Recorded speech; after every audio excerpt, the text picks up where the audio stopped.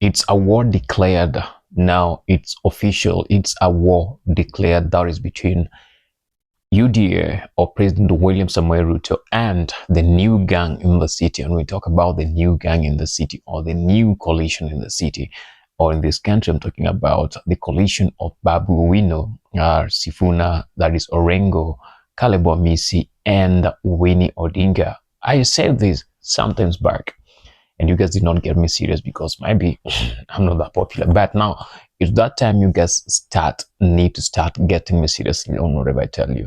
Yeah, you need to be getting me serious on whatever I tell you. Oh, I'm not prophet of worry. So, but at least what I'm telling you must come or will come to pass at a given point. I usually talk after doing a crazy analysis of events and try to project what might happen next and why. And that is why I usually say, what if? Those with what ifs are not just meant to be what ifs, but are meant to be things that you can look into carefully and figure out what will happen next. So this is what is happening currently. The probability of a new party coming up is there, but though or however, currently they're still clinging on ODM, as you just had Senator Orengo say that ODM ni chama ya baba and we are not going to break ODM, but the breakup in ODM is inevitable. That one must happen. Whether they like it or not, it must happen. That breakup must happen. So today we had Linda Nchi. Is this some of that kind that Sifuna, Babu, Hamisi, Senator Orengo had in Busia? They are calling on to people, young people specifically, to take charge and to take lead just to make sure that the country is in the right direction. And how do they put their country in the right direction? The only way to do the country in the right direction, according to these people, is to make sure that in 2027 President William Samuel Ruto is no longer the president of the country, by exercising what they will call their democratic right. And the democratic right in this case for the people, the common wananchi, is to go do the voting. But is that a democratic right? Okay, it's enshrined in the Kenyan constitution. Now it's called a Kenyan or every citizen's right, especially those who are above the age of consent, and the consent age, that is 18 years and above. You allowed to take a national ID, go to any polling station where you registered as a voter during the elections and exercise that right. But that's the only right that every politician would want any citizen to exercise. Yes, when it comes to that, every politician will insist that every Kenyan acts exercises that right. And yes, we usually do it faithfully, but does it really count? Yes, just count sometimes back in the, as they've always said, the only time that counted was the time that Kenya was transitioning from the leadership of the later president of Kenya, Daniel Moi, to the leadership of the then president Kibaki, who is also late. That was excellent. That right worked excellent. But the next presidency of the second term of Mwai Kibaki, things went wrong. That is in 2007. That is when things went so dirty in this country. The country experienced the worst ever. So when it comes to the voting, citizens are allowed, or they are asked, to exercise what we call their democratic right. But the other right, democratic rights, or the rights that are enshrined in the Kenyan constitution, that each and every citizen should enjoy, that they don't enjoy. Right to free speech and expression, freedom of expression, is one of the things that we need to be enjoying as Kenyans. But do we enjoy it? Okay, to some extent we do. But when you are calling a leader to accountability, that is when there is a clause in the heads of the leaders, not in the constitution, to make sure that you have been abducted and put somewhere. Either you will come alive or never ever come alive. And if you come out alive again, you might never be able to speak against the government of the day again, because of what they will do unto you. So that plus any other rights that are there in the constitution, but you don't have that. That is not what we're talking about. Though it's part of what Sifuna and Babu are talking about. They are holding the government, the administration of the day, accountable. And they're asking whether the 10 points agenda, they want accountability to the 10 points agenda. What are these 10 points agenda we're talking about? The 10 points agenda, it's a draft, it's a paper document that was drafted by Sifuna and someone else that if Sifuna doesn't really close. He usually says, I am the one who wrote it. I know everything that is entailed in that report. So it's a document that was signed by President William Ruto and RAILA Odinga. That was after the Gen Zs went on the streets to protest, the mega protest that was, as people say, was planned and executed by the Gen Zs. But okay, we will talk about that one sometimes later.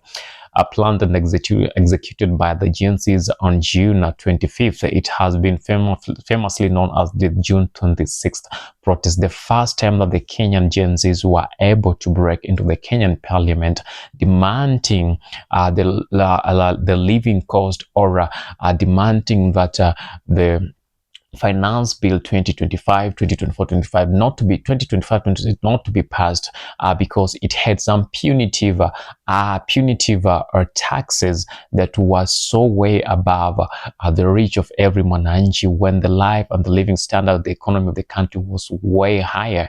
And they went on the street to fight for that. And yes, the president recalled and he did not sign it.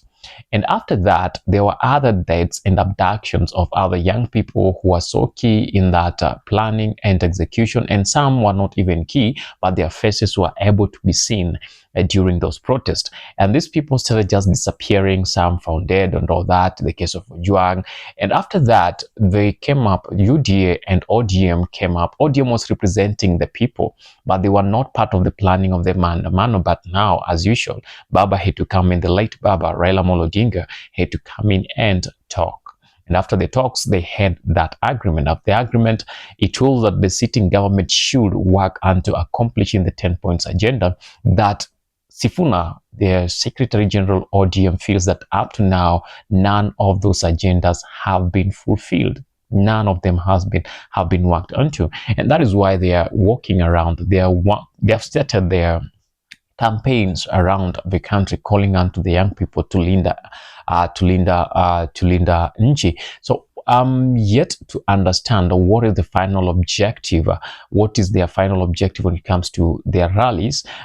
If it's just calling onto the government to implement the 10 points agenda, do we have that time that the government can fully implement the 10 points agenda? We don't have time, because the next elections are just very few months away. That is in 2027. But in Kenya, it doesn't matter. Campaigning for the next elections doesn't really wait until the right time. It starts immediately after the new president has been inaugurated. The very day he's inaugurated, he starts talking about the next election. It's the nature of any developing country, not just any developing country, but every country around the world, unless countries like China and Russia, that the president has longer time to serve, so he doesn't really worry. Once he's on the presidency seat, he knows he's there for life, so that one doesn't really bother them at any point. But for any developing country, you really get this. And that leads me to asking very many questions. Do we really have what we call democracy, or is democracy real? Is it practical, or is just a fallacy that people are sold onto to believe, to think that things are right when things are not right? Okay, we'll talk about that one later with some experts in that area, talk about democracy, whether it's real or not. And that is not just in Africa, because most of the people in talking about democracy, they are pinned down to Africa because their mentality is all about Africa. They are not looking into the entire world, how the systems are running and how systems are working. So let's imagine that the president starts implementing the 10 points agenda. Does he really have the time to do that? I don't think he has, because now whatever is happening now is the focus of all these politicians is on to the 2027 general elections. And Ruto said several times he doesn't see if he has a very strong opposition that can stop him from becoming the president of Kenya for the second time, just as the history has.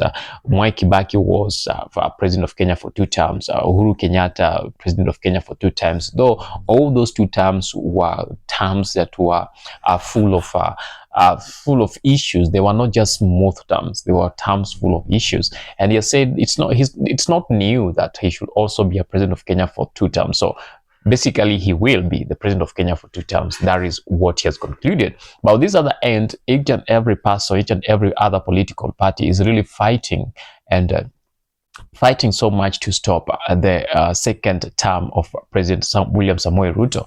We have the likes of Gachagua on the other end.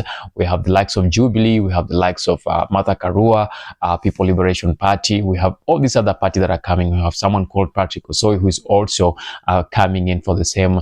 We have now the new kid, the new participant in the game. There is Apostle John C.W., who is also might also be eyeing. There are rumors that he's eyeing the presidency, but he's here to come out and speak it louder. Then we have the former SG, that is Maraga, CJ, not SG. We have the former CJ, Chief Justice Maraga, who is also on that lineup. So it's really getting interesting, and it will start getting messy. Today we had there was that party, there's the political rally that was happening in Busia involving Babu Owino, Sifuna, and all this other. And then we had another one that involves someone who calls himself the adopted son of Raila Odinga, that is Salah Okech Salah, that was happening. Was it in Kasarani or yeah, I think it was in Kasarani, not either Kasarani or Nyayo. And we saw some other issues happening in that, and people, supporters who are following him up, trying to force him to pay them first before he gets himself there. And then after paying him, we have some other videos on social media, that is on TikTok, that I saw that video. They started chanting Babu Owino, Babu Owino, Babu Owino. Okay, we'll talk about the case of Babu Owino later, because there is a lot about Babu Owino that people are looking into. Him becoming the kingpin of Luo Nyanza, him becoming the kingpin of Luo Nyanza, and him becoming the ODM leader of flag bearer, now going against Oburu Odinga, who has shown that he's not leaving that seat. He's telling them he's not leaving it. And he's also being accused, that is whether they call him doctor or whatever, that is Oburu Odinga. He's been accused with his other followers. There is that is those who are clinging onto ODM, that he's selling ODM to UDA. And you had President Ruto say today that Azimio without ODM is no more, because he really understands what he has done with ODM. So he believes there will never be a merger between these two parties again. So it's really getting tougher, and the cards needs to be played much better for the new elections in 2027. But now a new war has been declared, and that is between Sifuna, Babu Owino, and Hamisi, Senator Osotsi, and President William Samoei Ruto. And let's get to see where this one will get onto. So please, to keep us on this, and to keep us informing you on this, you have one noble thing that you can do, and it's just for free. And I'm calling on you to subscribe on our YouTube platform, so that when you bring these things up for you, you'll be the first one to get them. And please leave a comment. Tell us what you think about what we've just done, the analysis. And this is just part 1 of this. We'll be getting into part 2 tomorrow, some other time, as we bring these things until. And tomorrow we'll be talking about the Babu Owino issue, or Babu Owino ODM and the Nyanza Kingpin issue. We have a few questions to ask and a few things to talk about on that. And again, you'll tell us what you really think about this. So please don't leave without subscribing and hit the notification bell, so every time we pull up something of this kind, you'll be the first one to get it. I love you until next time we meet. Bye.